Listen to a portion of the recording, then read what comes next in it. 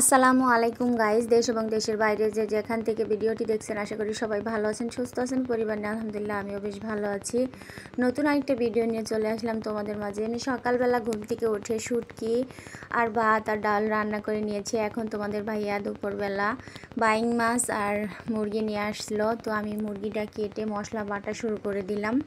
আর এখানে পেঁয়াজটা কুচাই আগেই চুলায় বসিয়ে রেখে দিয়েছি, যেহেতু 2টা বেজে গেছে, খেতে হবে, খিদে পেয়েছে অনেক। তো মুরগিটা আমি কাটলাম আর তরকারিটা আমি রান্না করতেছি। তো উনি বলতেছে দাও। আর আমি বাইং মাছ কাটতে অনেক ভয় পাই। বাইং মাছ দেখতে সাপের মতো দেখা যায়, সাপ আমি অনেক বেশি ভয় পাই। তো এই কারণে বলতেছে দাও আমি কেটে দেই তোমাকে মাছটা। তো উনি কেটে দিচ্ছে আর আমি এখানে বসে তরকারিটা রান্না করতেছি।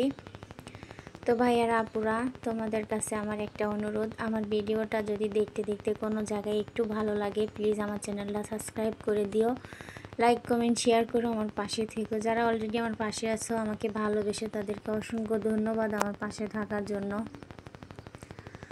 এলেই না অনেক স্বপ্ন, অনেক আশা নিয়ে আসছি, তবে আশার স্বপ্ন পূরণ হবে কি না আমি জানি না। তবে মানুষের মনে অনেক হিংসা, সাবস্ক্রাইব করে আবার আনসাবস্ক্রাইবার করে দেয়, কেন এটা করে জানি না। তো বেড়াইতে গেছিলাম নরসিংদীতে, এসে দেখি একবারে জিনিসপত্র সব ধুলা পড়ে আছে, 1-2 দিন থাকছি তাতেই। তো এই যে আজকে এখন আমি রান্নার পাশাপাশি এই জগ গ্লাস বোতল টোতল এগুলো সুন্দর মতো মেজে পরিষ্কার করে এখন পানি বুড়াইয়ে নিচ্ছি। তো পানির কলস তো পানি আর জগ বুড়াইলে ফাঁকা হয়ে যায়, আর যেতটুকু পানি বেঁচে থাকে এই বালতিটাতে রেখে দিই।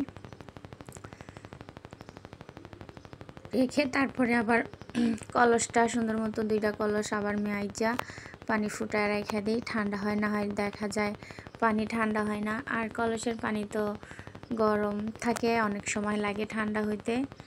তা আমি কিন্তু সবসময় 2টা কলস দিয়ে পানি ফুটাই। আবার একটা পাতিল, মানে অনেক পানি লাগে আর কি, গরমের দিন আসলে তো প্রচুর পরিমাণ পানি লাগে মাশাল্লাহ।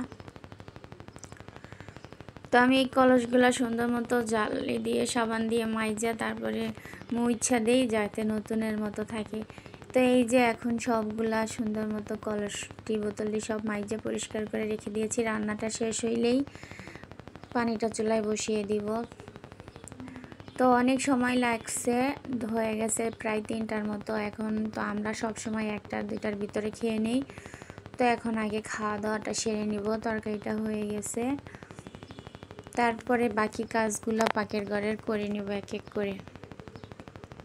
তো এই যে খাওয়া দাওয়া করে চলে এসেছি, এখন থালা বাসনগুলো ধুয়ে নিচ্ছি, তারপরে চুলার পাটটা পরিষ্কার করব। তো আমার পরিষ্কার করে কাজ করতে অনেক বেশি ভালো লাগে। আর আমার হাজব্যান্ড সবসময় চিল্লাচিল্লি করে, তোমার এত কাজ করা লাগে, এত কাজ করা লাগে, মানে উনি সবসময় চিল্লায় আর কি।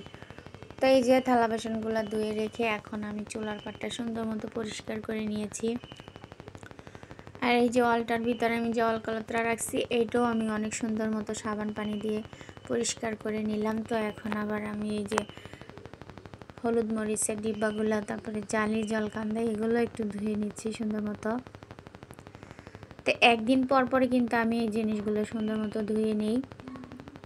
তো আমি চিন্তা করতেছি হলুদ মরিচ যে বাইরে রাখার যে ডালা আছে ছোট, ওগুলা একবারে সব এক এক করে বাইরে নেওয়া যায়, ওগুলো একটা নিয়ে আসবো, তাহলে আর এই ডিব্বাগুলো চুলার পার থাকবে না, এত ময়লাও হবে না। তারপরে এই যে ফাইনালি চুলার পাড়টা আর এই হলটা আমি অনেক সুন্দর করে পরিষ্কার করে এখন পানিটা ফুটাইতে দিয়ে দিয়েছি। তো ভাবলাম জালিগুলো একটু ধুয়ে নেই, তারপরে আবার গ্লাসগুলোও ধুয়ে নিলাম। ধুয়ে তারপর টেবিলগুলো পরিষ্কার করে খাবারগুলো আর এই জগ গ্লাসগুলো টেবিলে সাজিয়ে রাখবো।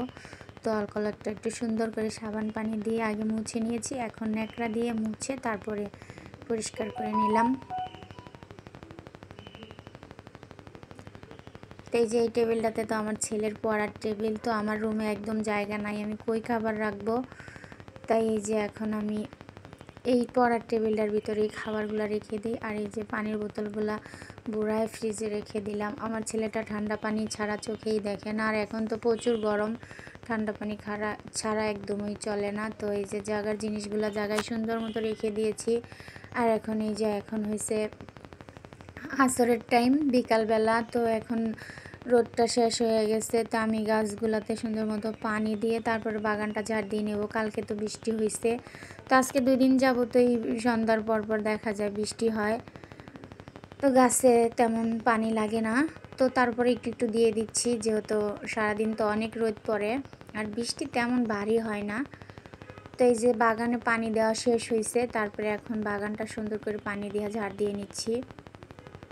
প্রচুর বালু পড়েছে, তো জানালাগুলো ধুয়ে দিব।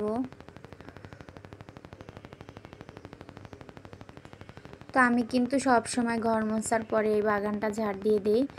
তো ঘর দুপুরবেলা মুছে শুধু এই দরজার সামনে একটু ঝাড় দিয়েছিলাম, পুরাটা দেইনি কারণ রোদ ছিল। রোদের ভিতরে ঝাড়ু দিতে প্রচুর কষ্ট হয়, এত পরিমাণ রোদ ওঠে। তারপরে যে কাপড় চোপড়গুলো ভাঁজ করে এখন জায়গায় রেখে দিব। বাগানটা ঝাড় দিয়ে চলে এসেছি। একটা মেয়ে মানুষের যে সংসারে কত কাজ থাকে রে ভাই, যারা মেয়ে মানুষ একমাত্র তারাই বোঝে যে সংসারে কত কাজ থাকে।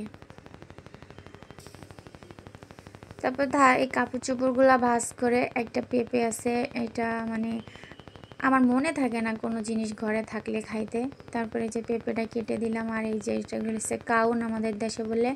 আর কতগুলা খেজুরের গুঁড়া ছিল যে শীতের সময় আনছিল পিঠা বানাইতে, তো ওগুলা দিয়ে এখন দুধ দিয়ে আমি নাস্তাটা রান্না করে নিচ্ছি। আর এখানে আমি আবার বুট ভেজে নিয়েছি, বুট সিদ্ধ করা ফ্রিজে ছিল, তো এটা মুড়ি মাখায় নিব এখন। আর পেঁপে তো বিকালের নাস্তায় 2টা দিয়েই করে নিব। তো আজকের মতো ভিডিওটা এই পর্যন্তই ছিল। সবাই ভালো থাকবেন, সুস্থ থাকবেন, আমার জন্য দোয়া করবেন, আমিও আপনাদের জন্য দোয়া করব, আপনারাও যেন ভালো থাকেন, সুস্থ থাকেন।